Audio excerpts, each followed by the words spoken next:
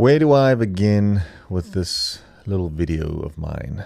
I know the topic or the caption is a world without men, and I guess the reason why I was thinking of recording this in the first place is because I actually had a phone call with my father today, and we got a nice little deep conversational DMC, and deep meaningful conversation, if you didn't know. But yeah, it just came up, and I thought, you know what, this is what I want to talk about. Because I mean, my whole channel really is just about, helping men and women as well, human beings, but mostly men, because I am a man myself, to kind of go through the daily struggles and things in life and to become the man that they are supposed to be. All right, so if you think about that, then or if you're here for that, then you're on the right video and channel. So the same can obviously be said with a world without women, right? Like, I don't mean that a world without women is going to be fine, everything's going to be cool. That's exactly what I am not saying. All I use that caption for is to get men's attention, to get a man's attention, to see, because a man that's going through something right now is going to look at that caption and look at that video or the thumbnail or whatever, and they're going to be like, or the reason why you're potentially watching this, you're going to be like, whoa, what are we going to do without me in this world, right? Without men. What are they going to do without me? Because you may be contemplating, if you should even be here. So I'm going to tell you a little story of my life, because I obviously have to give you some form of a certificate or a qualification of why I'm even talking about these things. And one of them, there's a hell of a lot. But I'm going to go through some instances, and I'm going to start with one. Well, I'm going to give you one. And, it's very close to my heart, and not a lot of people know about it. But when I was in Istanbul, I was with an agency, and I wasn't really treated really well. I'm not going to, put any names out there or anything, but it wasn't the best time. It wasn't the best agency for me at that moment. And because of the confusion and mistrust and maybe conflict between me and the agency, they withheld some money, some daily or weekly allowance for me to stay in Istanbul. And I was modeling that time, so I didn't have anything else. And I remember having, in Istanbul in Turkey, they have lira, which in South African rand, I would say 1 lira is about 4 rand, if I'm not mistaken. So I kind of had I think 10 lira left, which is like $40. It's nothing. But there was on the corner, there was a soup store or shop called, what was that soup called? It was lentil soup. It was a yellow lentil soup, and it was 1 lira, and then you could get this nice big bagel, or it's not a bagel, almost like just a bun, but like a nice long bun. So there's quite a lot of volume for a lira as well. So that was basically for a whole day. That would last me, the soup and the bun. Now, obviously, this didn't last forever. It probably lasted for a week. And I remember the last day, I had this 2 lira left on the 5th day, and I had to go to a casting.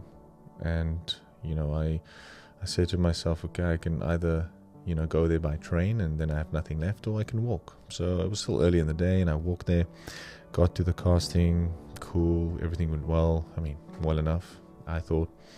And then obviously the hunger started, creeping in, and they had these massive, delicious bagels on the side of the road, and I think they sold them for 2 lira. So I had a choice again. Do I, number one, just walk home and wait to get that soup again? Do I buy the bagel now, or do I use the 2 lira to take a train home, because it's like very far to walk. I'm talking about kilometers, miles. And I eventually said, you know what, fuck it. I bought the bagel and I started walking home.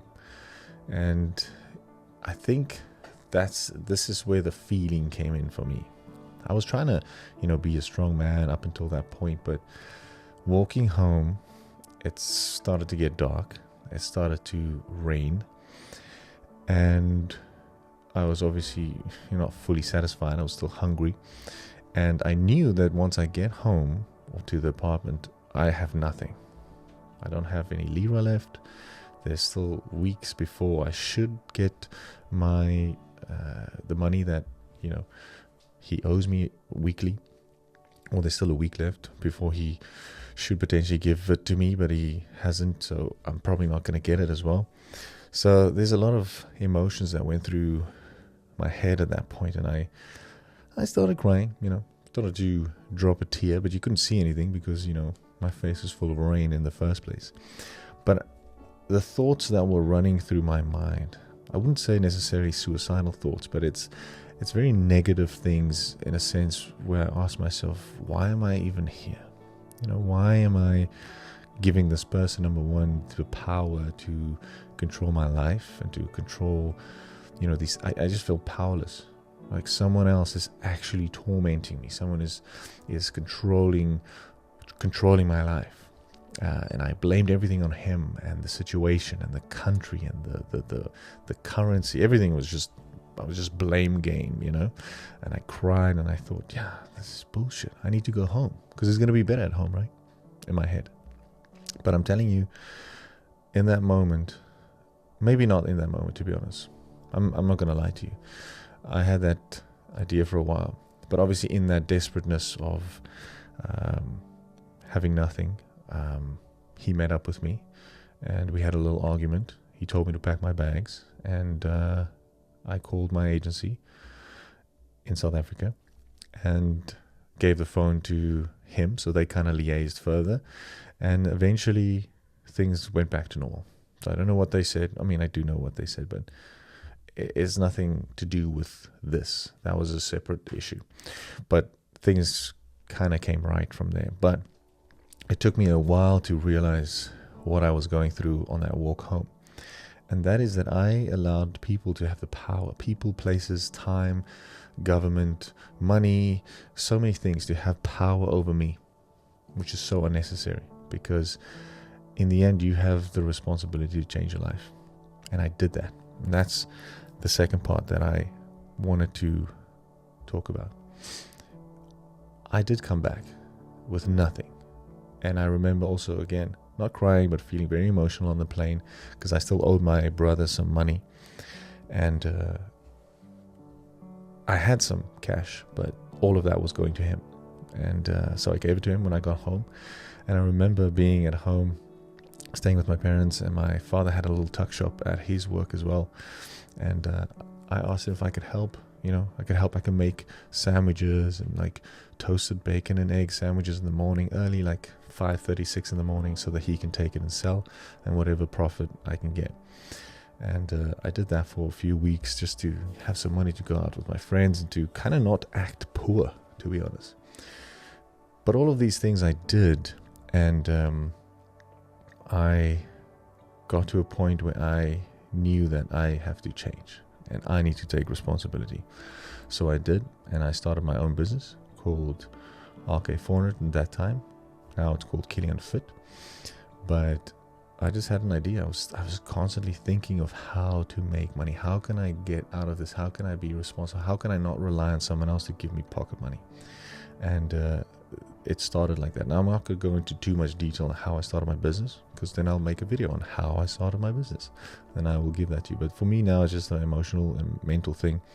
I made the choice to do that. So by doing that, right, why I say with the title or the caption, A World Without Men, it's needed for us to be here because I went through those things. That's just one incident, right? There's so many of them actually that I've gone through, but that one specific one, I helped others And I'm still on the process of helping people, even with this video, making them, trying to inspire you to stay on earth and move forward and do the things that you set out to do, to stop complaining and to stop, making excuses, but to move forward. Because I'm telling you, there is always a way. It's sometimes not the way that you think, but there is a way. And I want you to, to know that, because you can help you can help a lot of people out there with your journey, the one that you are currently on now, that you're struggling, that you are feeling like fucking shit. That's exactly the one that's going to inspire someone else to move forward and not give up. I'm telling you, straight up. So I want you to know that. And you ask me, why you should stay. If that is your question, hey Roche, why should I stay here? A world without men can't be that bad. I'm telling you straight up, the world needs you. The world needs me. The world needs you. The world needs women. The world needs people that, tell a story. People that go through things. I mean, I've so many times in my life I've felt like giving up and feel like death, to be honest. Like it's right around the corner.